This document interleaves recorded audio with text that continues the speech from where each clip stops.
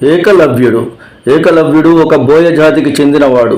ద్రోణుని వద్దకు వచ్చి విలువిద్య నేర్పమని అడిగిన ద్రోణుడు వెనువెంటనే నేర్పనని వెనుకకు పంపిస్తాడు.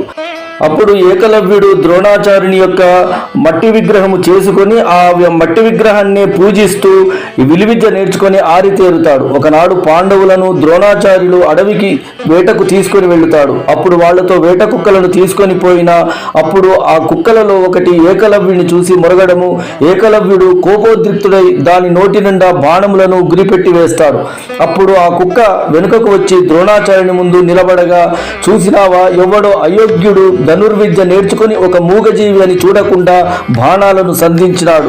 సంస్కారము లేని వానికి ఈ విద్య ఉండకూడదని ఏకలవ్యుని వద్దకు వెళ్ళి, నువ్వు ఎవరి వద్ద ఈ విద్య నేర్చుకున్నావు అని అడిగినా, మీ ప్రతిమ పెట్టుకుని నేర్చుకున్నాను, మీ శిష్యుడను అన్న ఏకలవ్యుని చూసి తదనంతర కాలంలో ఎవ్వరికి పడితే వాళ్లను అహంకారము చూపుతాడని గ్రహించి గురుదక్షిణగా కుడి చేయి బొటన వేలును తీసుకుంటాడు.